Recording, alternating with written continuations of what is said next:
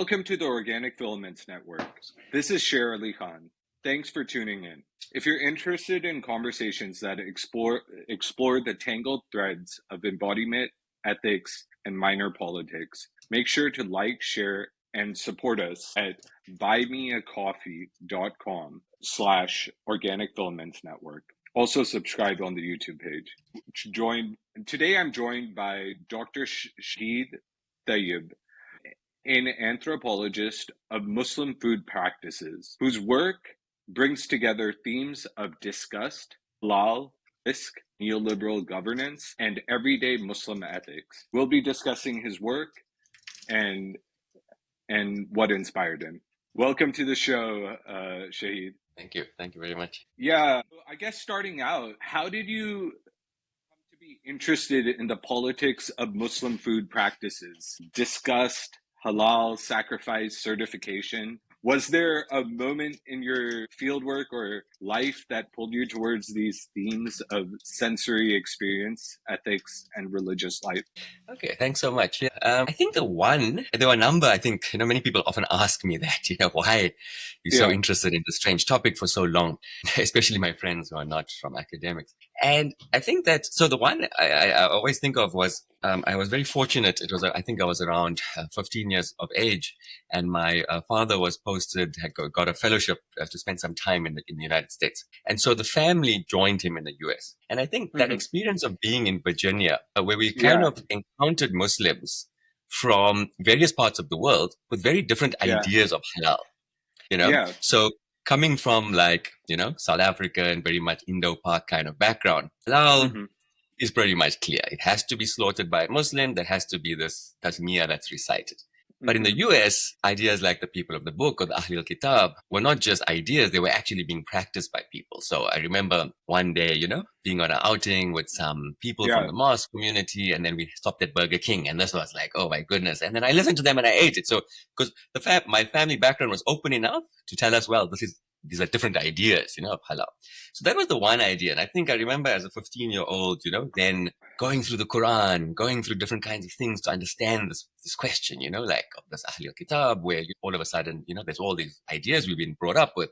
But on the other hand, actually Christians and, the food of the people of the Christians and Jews is okay. And this is so there's one moment. Another moment I think comes from growing up in South Africa in a minority context. And this was some years later when I was still doing my undergraduate and graduate studies in finance and accounting. So that's my earlier background, which again speaks to economy interest. But this was a different experience. We had gone with some friends on a kind of a tour into the Lesotho mountains, and we were in these mountains, and we thought, well, here we have organic chicken, free range roaming around. Let's try this. Let's buy from these locals and let's slaughter it.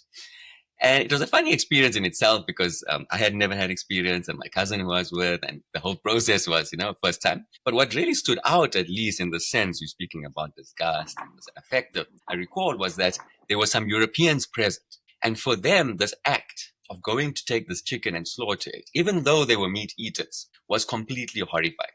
And there was a whole emotional moment where they broke down, and one of my friends was kind of speaking to them, explaining to them, So these were these moments, I think, which kind of interested me both in the kind of the complexity of halal, right? How complicated it is for Muslims, but also this broader politics where animal slaughter, something which many Muslims who experience slaughter, think about halal, think about Qurbani, find it troubling, but also part of everyday life. Sometimes troubling, sometimes just ordinary, whatever it might be. But here was a whole kind of idea in the kind of liberal public sphere that actually, even though we meat eaters, we are disgusted by this. This is barbaric. And so these were some things I think that when I think back about it, these were these early moments, which kind of like excited me in this problem.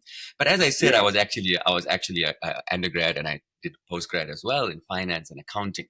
And so it was only later when I left those fields and came into religious studies and the anthropology of religion that suddenly this all started coming together. I was like, wait a minute, halal certification. Well, this is a bureaucratization. It was very familiar to me, given my auditing background. And so that's how I kind of got into it. After that, I think things started to emerge, different interests appeared, different contexts, things like that. Yeah. I mean, growing up in California, there was a huge debate around Zabia, non-Zabia. Actually, I was discussing this with a friend, trying to explain to her what the difference was. But, I totally can relate to that debate. And I think that's what attracted me to your work. It was so like front and center for a lot of Muslim Americans, especially in our communities. Yeah, let's begin with your 2019 article titled Disgust as Embodied Critique. You build on Sarah Ahmed to frame disgust not as an automatic, but a historically shaped and relational sort of concept. How did that help you think through disgust in Muslim neighborhoods like Dongri? And can you give a context of Dongri in that? Absolutely. Okay, maybe I should start with that. So Dongri is a very famous and also very infamous Muslim-dominated area in South Mumbai. It's kind of part of the spaces that are often known as Muhammad Ali Road. Many people have spoke about kind of Muslim ghettoization, but Mumbai, being a particularly important center where Muslims, areas like Dongri were very old historical areas, right? Emerging in 19th, early 20th century, dominated by Muslim trade and labor. In the 1990s, these areas come under attack by the Hindu right wing.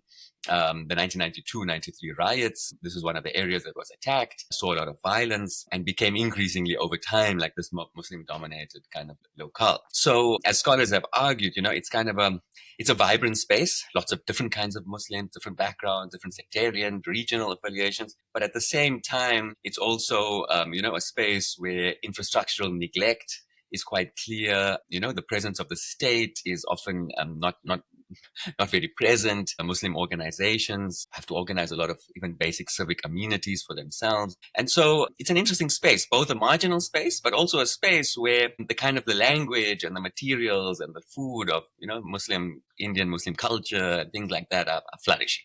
So I I was drawn to that. But why? So disgust is, of course, as you of course know, it's something which animates, right, the kind of the Hindu nationalist or Hindutva imaginary. The Muslim as disgusting, the Muslim as imagined as a butcher, as not just someone who does things that are problematic, like clothing or prayer and things, but also someone whose practice of, say, animal slaughter is read as a kind of an indifference to animal suffering. And through that, this idea that, they actually don't have... And that's kind of like represented in popular culture through like film as well, like Absolutely. Gangs of Wasseypur, I think, and those things. Yeah, absolutely, right. So this idea of the ethical subject, the Muslim is not really an ethical subject because they're indifferent to the very basic substance of ethics in this imagination, which is the recognition of animal suffering. So disgust was there, right? It's in the literature. It's been spoken about. As you said, it's part of Hindu nationalist rhetoric. It's part of film representations, right? So it's circulating around.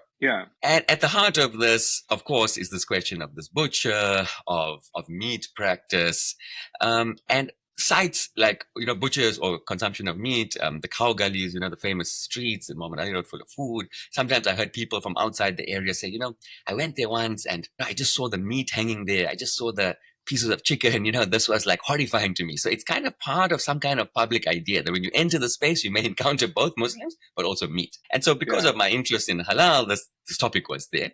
But the other side of it was that I was working with people that I had met and made contact with in the city, who were some of them butchers or traders or just ordinary people going out to eat. And of course, for them, the same kind of register of disgust was not operating. So coming into someone, so encountering the work of Sarah Ahmed was interesting because she situates it historically, similar also to the example I gave you, right, of a kind of a liberal kind of aversion to the sights and sounds of slaughter as somehow barbaric. So there were different kinds of threads coming together. And so I thought that it could be interesting to think about, about what happens when disgust, gets activated. What happens when Muslims experience disgust? Is it the same thing? Is it the same thing when the Muslim subject who's accustomed, who's kind of, who accustomed or practices or obliged to practice something like Qurbani or practice something like halal slaughter is at the same time sitting in a political context where that very practice is marked as problematic. And I guess, and I was interested in what happens there, right? Yeah, exactly. Do they subscribe, to the same idea? Do they become vegetarian? And that is obviously part of it, right? To subscribe to the ideas of disgust, to kind of purify the self in the image, or were there other kinds of operations happening? So, this was something, thinking through disgust and thinking through the ethnographies, I tried to kind of weave them together. Yeah, absolutely. And you introduced disgust like sort of as this embodied critique, right? And Embodied has a certain signification, especially within anthropology. And could you unpack that a bit? And what does it mean when this critique happens through the body and through gestures, refusals, or smells? Interesting. Thank you. That's a serious question. I guess, I guess if we start with this idea of critique, right? I think on the one, what inspired me to think through this question of critique was the idea that often in anthropology, we are studying our interlocutors as subjects who inhabit their worlds, who live in particular ways, in different ways, right? This idea of otherness, of difference. So we look at language, we look at people's life, we look at their practices. But very often the idea is not that they themselves are critical interlocutors on their own condition. The idea on some level is that they may actually perhaps not be aware of some of these issues. And some of they could, for example, and it is presented, I think it's presented as a kind of a trope in the scholarship that perhaps they are not aware of the stakes of politics because of their everyday life. They may not be aware of the kind of ideologies and discourses of religion or Islam because they are just lay people. So there's these various ways in which, and of course, these are older ideas, but anyway, the general idea, I think for me was this idea, right, that our interlocutors are very often presented as people whom we study. They are objects of study. We study their subjectivity, but not them as subjects. Subjects who live in the world, who form their own kinds of critiques of the situation through their own language. And so that was something of their own lives, not only language, of course, right? Practices. Yeah. So that was the one side. And I think, so thinking through that, the embodiment also speaks to this question of critique, right? In the kind of, critique as a kind of academic activity, as the sifting through of materials, as the kind of, the kind of scholarly work of, looking across contexts, across fields, across subjects in order to identify some kind of insight, of various ways through power, through various kinds of operations. But embodiment,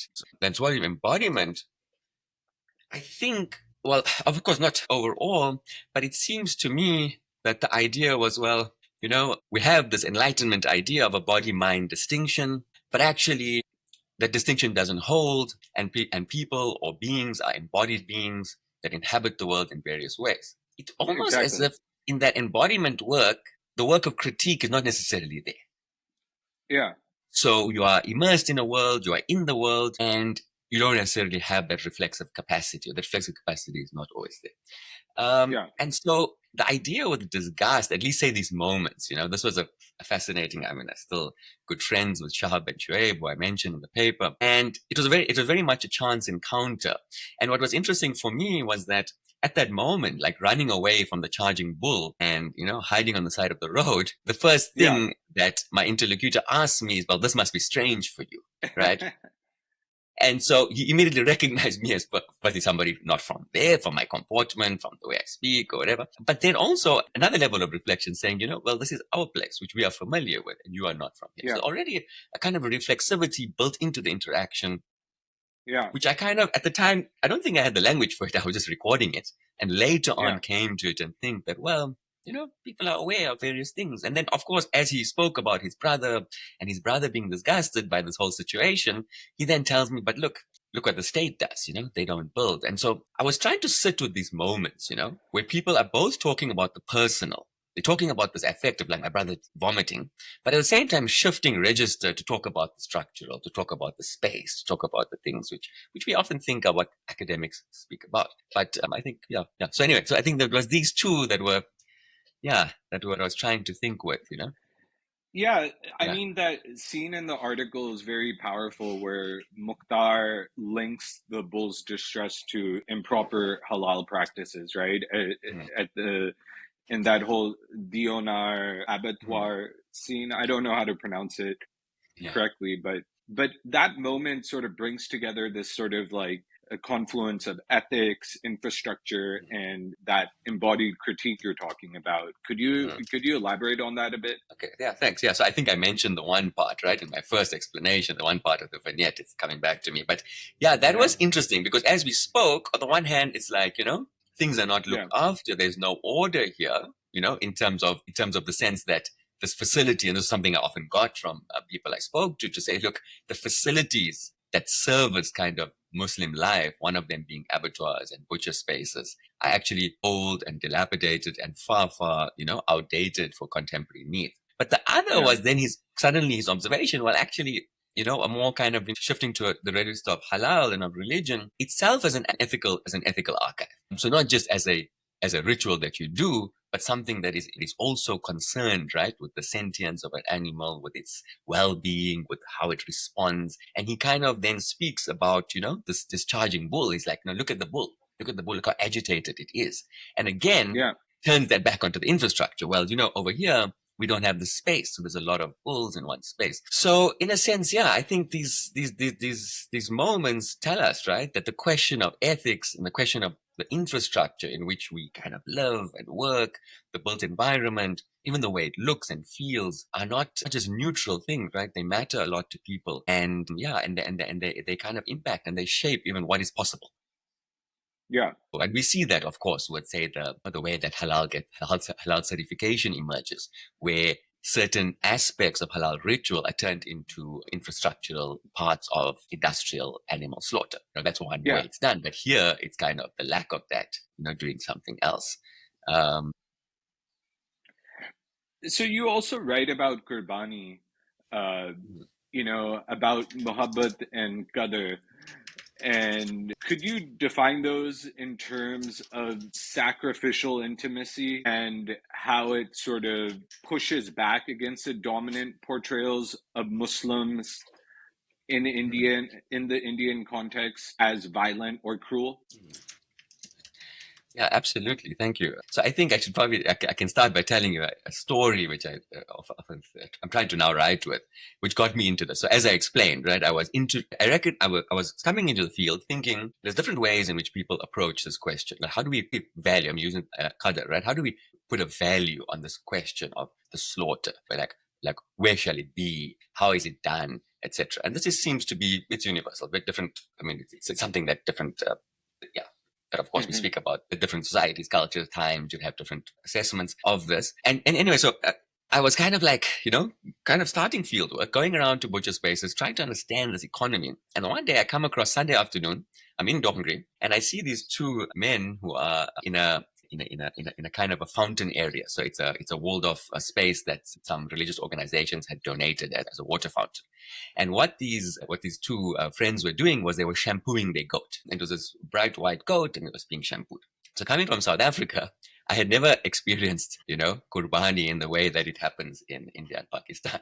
So this was very interesting. So I was like, oh my goodness, it's very interesting. Firstly, seeing goats around, people playing with goats, treating them as pets was already something interesting. So a domestic animal in urban space as a pet. But this was a particular kind of intimacy. So anyway, I stopped and I was asking them if I could take pictures. And they kind of, welcomed me into their world, which was both a whole economy, right, of sacrifice, of akika, which is the sacrifice for a new child, and of Qurbani, but also of this question that the object of a realization that the animal that is something which is sacrificed or eaten is also at the same time an object of care and love. And of course, this is something which is completely, goes against the kind of, Hindu nationalist idea which we spoke about earlier, right? Which is that the very fact that you are close to slaughter, the very fact that you can handle this thing means that there is some ethical abjection. You are almost like an abject subject, someone for whom, the basic questions of ethics, of regard for others is completely, deranged. So on the one hand, I think, yeah, it clearly does that in some sense, but I like to think maybe one can do more. I like to think, I'm obviously still trying to think about it, but I like to think that in anthropology, we can do more than simply contest a kind of a right-wing idea, right? More than just the good Muslim. And I think doing ethnography around the time of Qurbani also open this up, right? I mean, there are very masculinist performance and displays of wealth and power happening through the slaughter of goats. There are these very rare, much more rarer instances of people who raise their goats for up to 2 to 3 years, who really cultivate these intimate attachments. And that was something that I found particularly interesting, but they are actually a minority in this place. And then there was this much more widespread practice of bringing these animals into the home for a few days, where children play with them, where the family feeds them. And those, I think, were I wonder whether this tells us something. I'm thinking, I'm trying to suggest that it tells us something about what it means to be a subject in relation to other beings who might Yeah. not necessarily be speaking beings in the way that we think in the humanist terms, but are somehow part of how we form, ethical relations. So I sit with my interlocutors, Aziz, who I speak about, Aziz, who I was very fortunate to meet, and to sit with these kind of reflections on this relationship to his goat that he's no longer with him, that a year later he still remembers that Qurbani, and he tells me, this goat from the market, it's not the same thing, it's not really that. Or himself, interestingly, someone who refuses to do that kind of intimate sacrifice again, because Yeah. the whole process of going through that was very painful in this whole thing of forming attachments. So I think, I don't know, for now I've been writing that maybe it asks us to think beyond this idea of the consumer subject or the individual subject. Yeah. Yeah, absolutely. Like, I think I just wanted to ask, like, what drew you to India? Because, like, you were writing in the shadow of the whole, like, beef lynchings and the rising criminalization of Muslim life in India. Yeah. And that whole political context, I wonder how that shaped your work, in terms of these questions. And I think, like, what you're talking about, Qurbani, like, especially around Eid, I don't know how it is in India, but the waste that is produced around that, that sort of carcasses and non-edible portions of the meat, the way it's like spread into these areas and that type of thing, the city develops a whole different smell, or at a local level. So I wonder, what are your thoughts on that? Yeah, so I mean, of course, it's quite clear, right? The context of the impending arrival of the BJP, the kind of change the past few decades, the kind of the whole change of the political effect, as anthropologists call it, is obviously central. But it is something also that became central over time in my work. So what happened was, like coming into, so first I should tell you that arriving in India or South Asia as my place of research was somewhat by accident. I know many people in academia develop some kind of fascination with a particular place, long-standing. For me, I mean, there was a fascination, as in it's coming from an Indian diaspora. There was some fascination with India. I'd been there at the age of 19 for the first time, and it was something just really interesting to see. But of course, we are also partly because the South African diaspora stretches all the way back to the 19th century. So it's a very long time and a lot of distance, but also there are interesting similarities of food, of various kinds of practices. But to be honest, it was partly by chance, right? So I did my master's work in South Africa on certification. And by the end of that work, I was excited about PhD, but very much not interested in going too much down this road. I felt like this kind of certification, of this neoliberalization of the economy, leading to supermarkets and supply chains and things, it was a relatively predictable movement that was happening. Yeah. So and it was kind of trying to produce this uniformity. So I wanted to see what happened with these things like halal. What happened to these things before we had supermarkets, before we had cold supply chains, cold chains, meat is moving all over the world. And I had this idea to look at kind of older cities, places where you still find inner city butcher shops and things like this. And my supervisor, I had this idea that I would, partly shaped by anthropological imagination, that Morocco would be a great place. Go to these old cities, probably Orientalist imagination also. You go to these old cities and you kind of learn about the networks and how things are done. And my supervisor, who's a scholar of India, of South Asia, he kind of told me, "Oh, look, yeah, go to India." He's like, "Look, we're doing India." He made a kind of a comment. He said, "This is old-fashioned 1980s Morocco. Nobody. The world is moving east. The projects on India and China. You should go to Bombay." He's like, what you're looking for, you're going to find it in Mumbai. You're going to find the new supermarkets. You're going to find the KFCs and McDonald's. And at the same time, you're going to find these old markets. So that was actually it. It was just simply that. And then I thought, okay, well, I have this interest in the space. I've visited there. This would be exciting. So it wasn't like, it was just simply that, right? But because my interest was in these questions, right? Every day, how does Islam, like, what does it mean to understand Islam in everyday life? What does it mean to do an ethnography of Muslims, where we are studying Muslim life outside of the tropes of, say, piety, outside the mosque, outside the seminary, which are the official ways, in the market, with the butcher shop, with the trader. So these were like what I was going to look for. And I started thinking about, well, You look at butchers, meat market. I was planning this research. And at the same time, Yeah. reading about a city like Mumbai, right? So you're reading about Mumbai, and all the work is about abjection. A lot of the work is about marginalization, about violence, about disgust. And so this clearly shaped it. But at the same time, coming into the city and meeting people, I got a different kind of a feel. I made friends with some people and I got a different feel. So I was trying to understand, okay, what's happening here? You've got this politics, but you've got this very secure Muslim community who are so integral to the city, who are not staying within the confines of their marginalization, who are clearly moving around, who are clearly part of the space. And so in a way, I came back to it there. Later on, I started to think, I think I'm going on too long, but I tried to.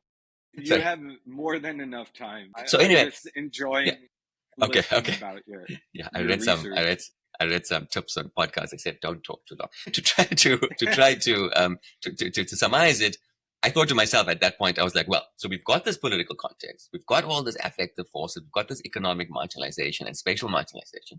But at the same time, I'm meeting people who are fairly secure in space and place and willing to share me my worlds about their worlds. So I thought, well, my research was very much just focused on their everyday life, on the detailed things that are happening in the butcher store, in the market, in the street side. And all the while aware that at certain points, of course, the question of the state, the question of these broader structural issues are coming up, but allowing them to come up from people rather than me going in to say, well, what's the Indian state doing to you? Or tell us how it is to be a Muslim. Loaded questions, which methodologically to me seem problematic because they take someone who's an object an object of a kind of marginalization process and then ask them to speak for themselves about themselves. Where rather, tell me how you eat. Where do you go? And that was interesting for me because it opened up the city to me. And later on, as I started writing, I thought I started piecing these threads together. And this paper, which you referred to, is kind of an outcome of that, to say, well, where does the political emerge? Yeah, so now getting into halal, how halal becomes molecular, you speak about this in your 2016 article, which is less about visible slaughter, but more about the risks like enzyme traces and cross-contamination. What was that shift like, and what inspired you to explore that question? Okay, thanks. Yeah, so that was, that's interesting to note, right? The terrain in a kind of an economy like South Africa, which is which is a completely kind of industrialized economy, fairly pretty much completely industrialized in the sense that supermarkets control supply chains all the way from abattoirs and farms to stores. And most shopping is happening in national chain stores or very similar to what you find in the US and Europe. Absolutely. So in that sense, the terrain of the city, is a sanitized terrain where one doesn't see animals, where one doesn't see blood. And this also speaks to your earlier question, which I didn't get a chance to, about this whole kind of smellscape and what happens during the cities. So we're living in a city in South Africa where things are concealed, things are closed, you buy packages. It's an information economy, right? Middle class, very prominent middle class Muslim population, very educated, and halal had kind of come in. But what got me into that was much earlier when I was still exploring my first research in anthropology. And there's a pretty big Muslim population in South Africa, right? Yes. It's about it's probably only about 1%, 1.1 to 1.5% of the country. So percentage wise, Muslims in South Africa are very kind of overrepresented in the public, from prominent politicians, prominent business people, and a kind of prominent middle class. So a consuming middle class, very visible. Similar to the United States, you would say, or like the UK. Perhaps even. Maybe somewhat like similar to the UK, but sometimes even more so because South Africa doesn't have, especially after 94, we don't have a kind of Islamophobic discourse. So you will very easily just be in a public space and you'll find people in hijab to various kinds of things and, in workspaces. So kind of Islam and Muslim life is very much accommodated, even in these kind of so-called secular spaces like corporates or various kinds of things. So I guess similar to what you find in the West. But what was happening that got me into it was not that really. It was just like this question of halal. Like I mentioned, what is it and how it's getting bureaucratized. But behind that was the scholarly thing that came later. What got me into it was actually that I noticed in around 2010 and 11 that around me, the Muslims in my community, friends, family, people were becoming incredibly anxious about halal. Yeah. So it was a constant topic of discussion. It was on Muslim radio stations. There were talks in mosques. People you meet at a family gathering were like, Did you hear this toothpaste is not halal? Did you hear about this fresh cream? And that was the interesting thing. People were obsessed about halal, but this halal that they were worried about, they were so concerned about, was halal in things like toothpaste and toothpicks. Yeah. And sometimes they were actually concerned. So sometimes, right, they were actually concerned about halal, and other times they were just really critical about this. Like, what the hell is halal doing? Why is a halal sign on a toothpick or bottled water? So that was actually my intro. That was this kind of, what's happening to halal, right? That we kind of, think of it in all these products. It's such a fascinating topic. Could you give a little background on what SANHA is, or SANHA is? I don't know how you pronounce that, and how it redefined Taqwa and the concept of Taqwa. Interesting. As vigilance and certification, and what that sort of means when we're thinking about the question of piety, in the context of Islam, and when it's linked to the whole institutional expertise question. Interesting. Thank you. Yeah. So SANHA was in that research. SANHA quickly emerged as a very important organization. So first, with all this kind of anxieties floating around, SANHA was often at the forefront. Yeah. So it was their publications. They had PR people on the radio. They were doing mosque tours around the country, educating people about these kind of, invisible risks, these chemicals that could surreptitiously invade your whole consumption life and, render you almost like napak, render you like a non-Muslim almost, right? So there was this fear kind of, fear mongering. But SANHA itself, and that was part of their, and people also recognized this as something which was scary to them, the people I spoke to. But SANHA itself is a Deobandi aligned organization founded in 1996. So there's an explosion of halal certification in South Africa after 94, after the end of apartheid. And one reason is got to do with the fact that the non-white Muslim population was free. And so they were able to now leave their areas. They could go to non-Muslim spaces, right? They could go to supermarkets and malls where they were not allowed before. But the other thing was this kind of celebration of culture. South Africa's kind of, the nation is the idea in South Africa, at the moment starting to fall apart for the last couple of decades. But it's the idea that, you can be whoever you are. You can be whatever religion, you can be whatever culture, and you can celebrate it publicly. So there was a space for kind of public religious expression, and organizations like SANHA came up. So what they did was they bring together ulama and business people, mainly from the South African Indian community up north in Johannesburg and Durban. And they were kind of, the business component is important because the prominent business people in South Africa were very important in this because they understand, of course, right? They understand the new economy. They could see what the kind of transformations were happening, economies of scale, importation from abroad. Also, these were the general, and then also Muslim butchers. Very prominent Muslim butchers, Muslim butcher families, that some of them who go back up to a century old, in the industry, who were also kind of, been integral to providing Muslims with meat in South Africa, but now observing these kind of changes. What kinds of bureaucratization is coming in? What kinds of importation? What kind of changes are coming in? And then the ulama, who are kind of, together with them, giving them advice on, how to rule on halal in this kind of changing world. So that was their plan. But as they explained it to me, it was also that they're a Deobandi aligned organization. As we know, with the Deobandis, there's a lot of emphasis on taqwa, right? Protecting the self, being ritually compliant. And so for them, for the ulama, they were also concerned. They were saying, well, look, if the food economy in the world is changing, then halal will change. And if we don't let Muslims know about this, then they will be not practicing halal unknowing to them, right?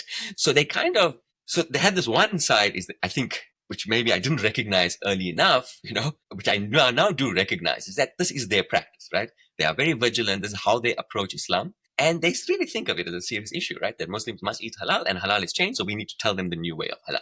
At the same time, they were unambiguous about their market, right? They were unambiguous about it. The directors were telling me, listen, in South Africa, if the customer doesn't buy from your shop, the shop will suffer.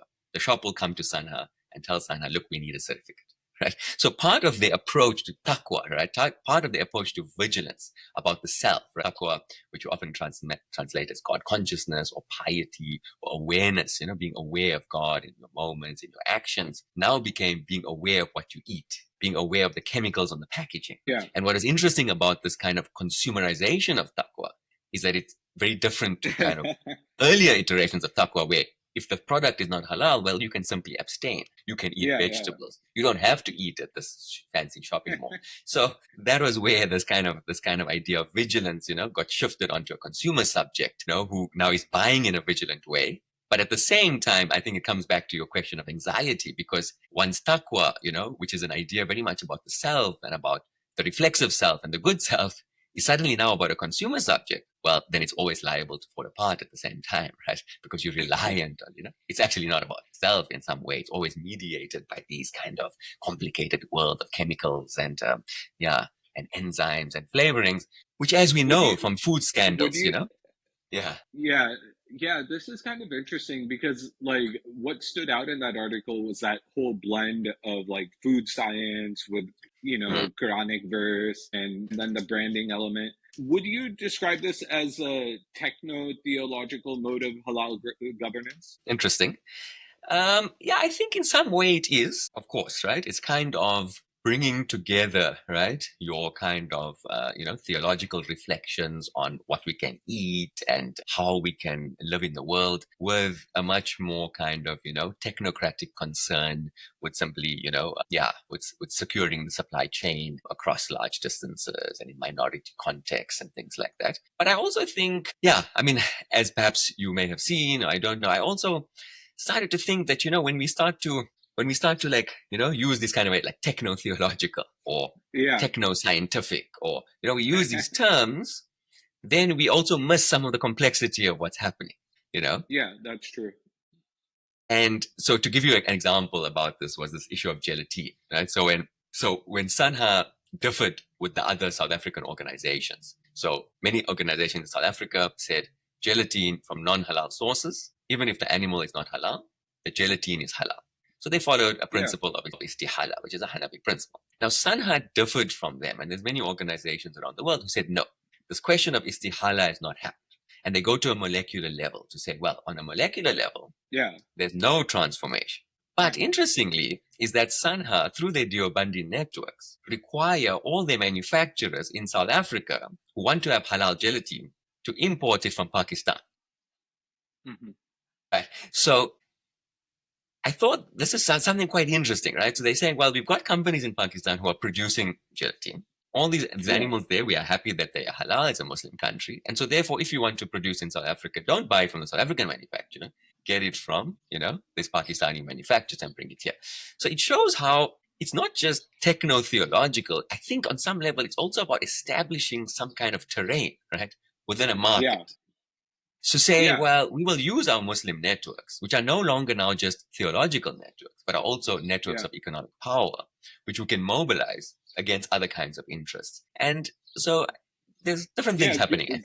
Growing up, I remember that during the 90s, even in the US, there was a huge debate. I mean, there were also Islamic scholars involved who specialized in food and this question of zabia, non-zabia. But the gelatin question was a huge one because gelatin was in everything. So like Skittles, all these sorts of foods. And I think that's very relevant what you're talking about. And I think what also stood out was, how like there's this sort of counter public that forms, right? And in the sense that, or, like a counter public or vernacular piety or anxiety, as you mentioned earlier, where certain consumers even override certification, relying on their own ethics or distrust, right? And I wonder how you saw that play out in your research. Interesting. Like how do you interpret those concepts of counter publics, vernacular piety, and anxiety, I guess you could say? Interesting. Okay. Counter publics, vernacular piety. Okay, that's interesting. I don't particularly use those terms, but I think it's it definitely, I think so. If one thinks of a counter public, right, there's a move towards a kind of a certification, which I describe now. There's a technical, scientific mode of halal, this molecular halal. I'm assuming you're speaking about a counter public as people who go against that. Yeah. Or kind of so vernacular kind of different ways like of going override the certification. Absolutely, like bring their own sort of approach to the question of halal. So what I tried to do, So what I was interested in from very early on was this idea that where certification introduces a mode of halal. What I saw through these kind of SANHA attempts was that certification is in fact perhaps the counter public. It emerges at a particular point in time, creates a whole new set of scientific and technical ideas about halal, and then has made big inroads into Muslim everyday life, to try and convince people or alert them and educate them about this new terrain. And so what was interesting was that when I was speaking to ulama, in South Africa, unlike many anthropologists, so many anthropologists at the time were writing, well, no, halal has just emerged. There was no such thing as halal before. Nobody cared about it. Look, the Muslims were in Europe and America in the 60s. This was not an issue. All of a sudden, it's come up in the neoliberal age, and they have various arguments about it. But of course, when one speaks to the ulama and the people I was interviewing, and even just from kind of experience, one knows that halal is not something that just comes up in the 1980s. It's a very old ritual practice and has certain very complicated forms of reasoning, right? And so that was also something I took from scholars like Talal Asad, who were trying to say, well, look, to understand to do an ethnography of Islam, it's not just to see what Muslims do, it's not just to see what they wear or what they say, but it's also to pay attention to the forms of reasoning.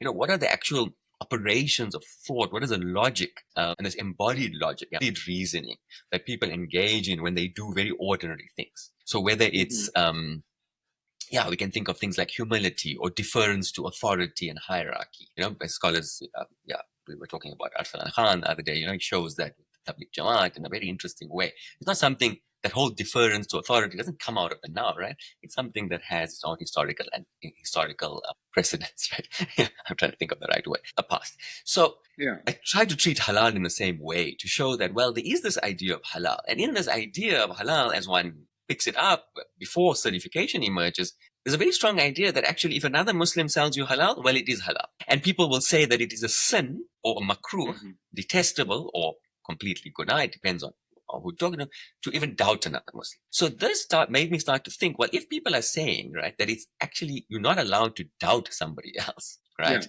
But then if you consume and the other person cheated you, well, they're the ones that bear responsibility, in terms of salvation responsibility, in terms of they bear the sin for your transgression.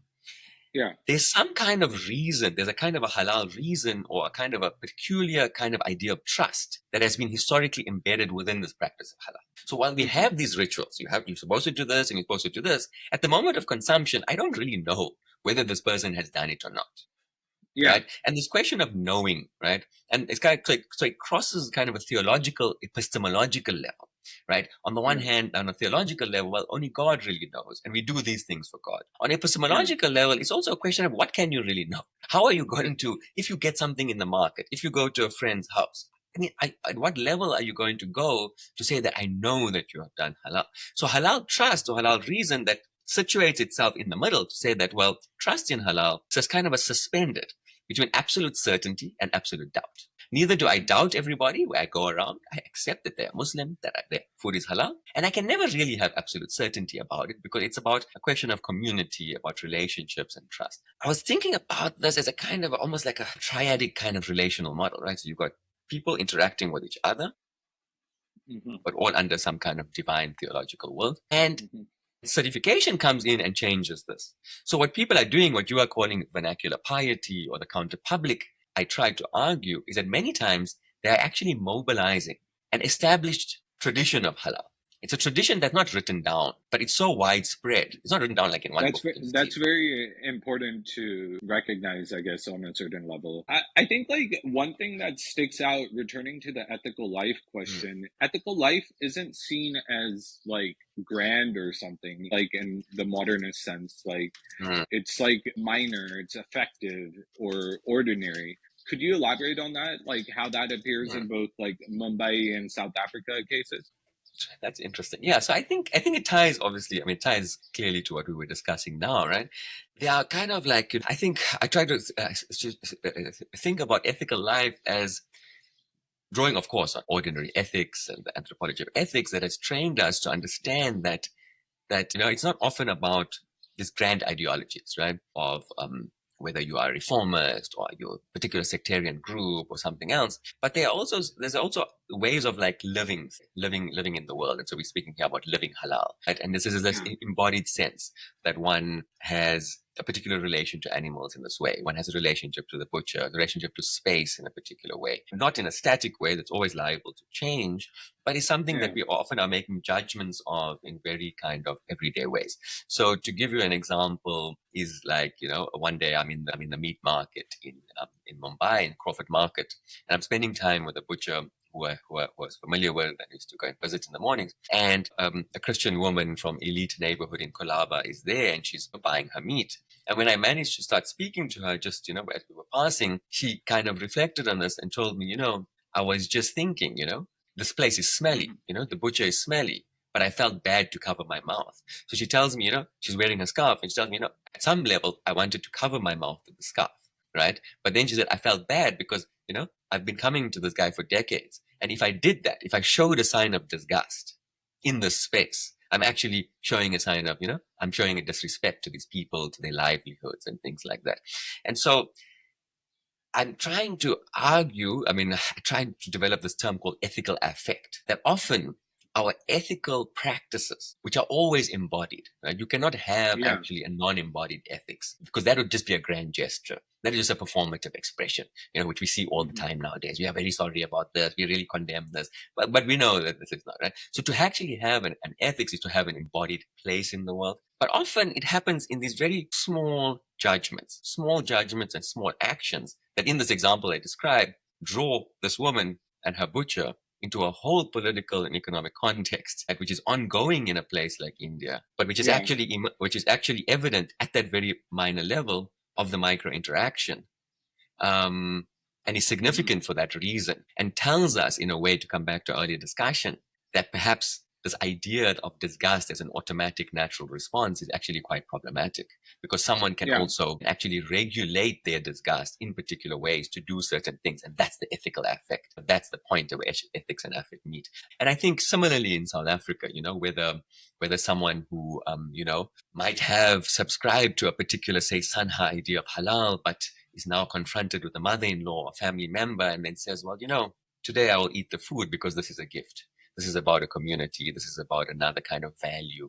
So, I'm still obviously working on my book and I'm trying to complete it, but I'm trying to think about, to develop this idea that to study everyday life and to study whatever we study is very important to pay attention to these micro interactions, which are often saturated with affect, with gestures, with facial movements, with bodily aversions, right? Things we obviously learn from people like Fanon and many others, but which happen all the time and that tell us a lot about the society. They tell us a lot about the political, obviously, and the ritual, the religious, and perhaps also they can be a way for us to turn back on ourselves, to turn back on how are we valuing things around us? What are we actually standing for, or what are we doing? And I guess that's this whole otherwise, but maybe it's too ephemeral for now. But so you also wrote this really fascinating piece on the material semiotics of halal and neoliberal Islam, and I found that kind of fascinating because it shifts from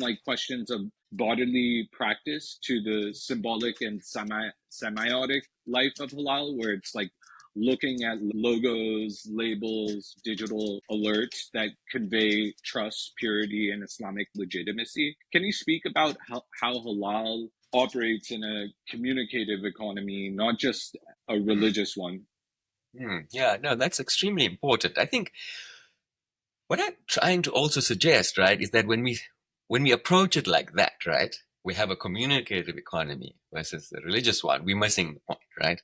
So halal, and there's actually something I've been working on with some friends who are in linguistic anthropologists who have helped me a lot. It'll come out soon. Hopefully it'll come out, language and communication. If we think about halal, like how I described it to you, right, as something, as trust, as firstly a set of ritual practices, a set of kind of question of reasons that tie people, animals, trade, the divine, all kinds of complicated relations, it is actually itself, it is somehow a communicative practice. It is some kind of communicative practice, right? From the utterance, which is a performative expression of God's permission, the tasmiyah to take the animal, to the kind of, to that moment where people meet each other and a sign, or just knowing that you are Muslim or knowing that you're someone's house immediately communicates that this is halal, that now we've entered a mode of relational trust, which we all understand to be at play here. So So in a sense, when we enter this new world of labeling, of logos, of branding, of this commercialization,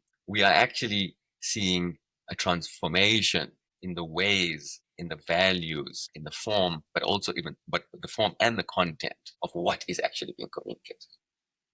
Mm-hmm. And that for me became extremely interesting. For example, like how we spoke about Taqwa. So the Islamic finance can advertise, a sports car and a skyscraper as somehow halal finance compliant. I think one has to look at not just that as a communicative practice, but what kinds of values are actually being communicated, being produced, and being performed in this particular new mode, right? And as opposed to, say, like we discussed with Taqwa, idea of abstinence or self-control.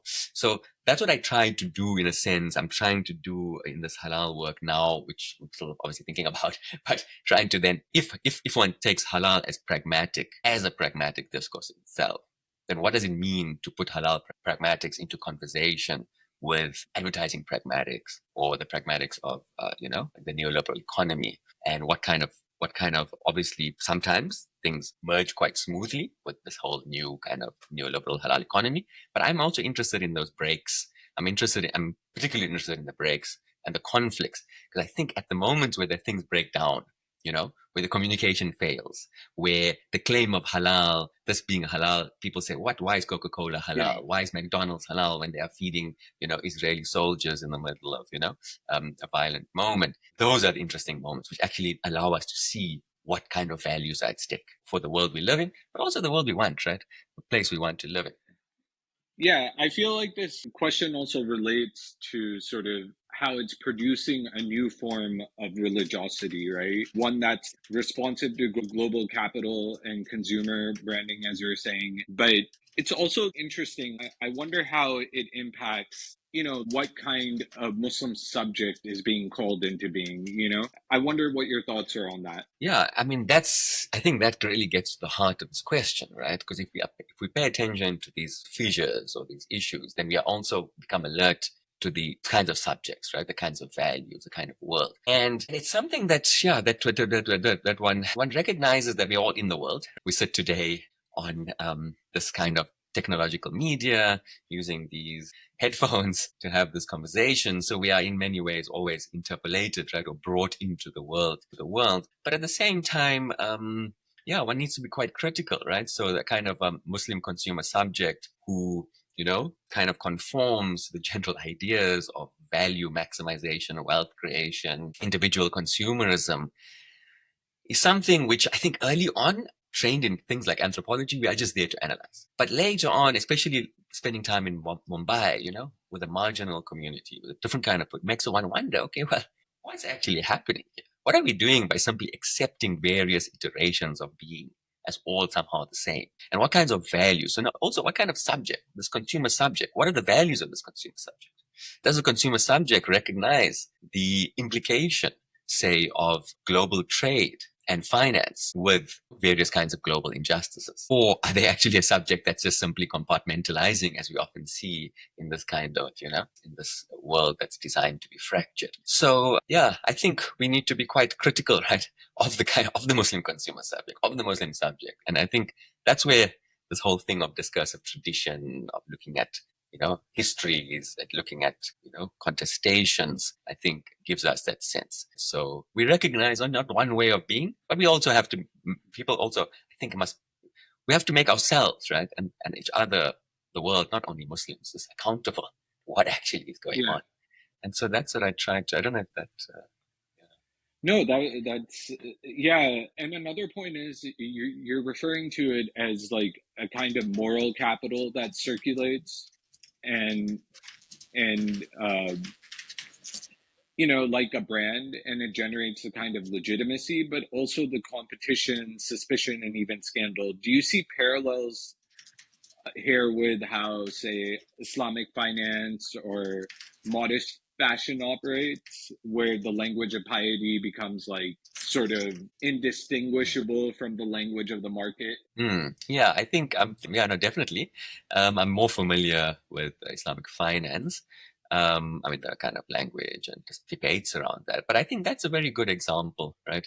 It's a kind of a form which, which satisfies certain kinds of technical questions around contracts, around, interest, of course, but at the same time also generates so many, so many critiques, and quite fundamental critiques, right? Of what is the aims, what is the point actually of Islamic finance? If you are going to produce a shopping mall, with, again, global brands where small traders are not available, where various kinds of barriers to entry operate, then I think that, that kind of opens up this question, right? But I mean, it's not absolute, right? Because I mean, I think it's not absolute. It's like, we do have the problem of scale. We do have certain things. I also think, I don't know, it wasn't so clear, but I also think we can recognize the problems, but not only give in to a kind of a practical solution. Well, we need this in order to basically, I don't know, fit into this whole new world. And I guess, in that sense, I'm trying to think ethically, right? So we as anthropologists, scholars, everyone need to think quite ethically, right? About our politics and about... So if there's a thread to bring this all together and wrap up this like amazing interview, in your view, to take minor forms of ethical life seriously as sites of critique and refusal and world making, what does that mean to you? Yeah, I think that's what I'm trying to figure out. But I think for me, what it means to me is that first, it requires a certain kind of a suspension, both of our own moral and ethical presuppositions that we come with from our place, but also of the ones that are lodged in the very scholarship that we read. So we need a kind of a suspicion towards what we come with, both in our scholarship and in ourselves, and a willingness to actually listen. It means a willingness to listen very carefully, like you say, to these minor forms of life. The challenge, what it actually means, so you've already told me that, sorry. But the challenge then, what it actually means, I think, is that we need to be able to situate these minor forms of life in their larger context. And then, so once we've situated the larger context, and then find connections in our conceptual repertoire between what is happening in people's lives, and what's happening in the world of politics and economic policies and things, and in the world of anthropology, the social sciences, humanities. And that kind of suturing or bringing together can be quite productive, because it can open us up to values or ways of thinking about values at large that we may not have actually thought about. At the same time, we may not have even given it some thought in our kind of moral, ethical, and theoretical imagination. But at the same time, it also I think requires us to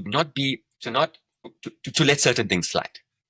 So the people you may work with may be able to teach you a lot about, say in my case, the ethics of food processes, how things work from their perspective, from their space. They may have much less to say about gender education, right? Because of who they are as men, masculine butchers in the space, right? There are certain limitations. So it also requires one to recognize the limitations of people as subjects who are not perfect in their way, but who nevertheless can teach us something, and then we can learn from it. And there's a lot of people who are doing this kind of work, so we are just trying to contribute a little bit to that. This has been an amazing conversation. Dr. Shaheed Tayob, thank you for this layered, wide-ranging conversation. Your work shows us how Muslims live ethics, not just through belief, but through textures of care, critique, and survival. And to our listeners, share this podcast, subscribe, support us at buymeacoffee.com/Organic Filaments Network. This is Sher Ali Khan with the Organic Filaments Network. Until next time.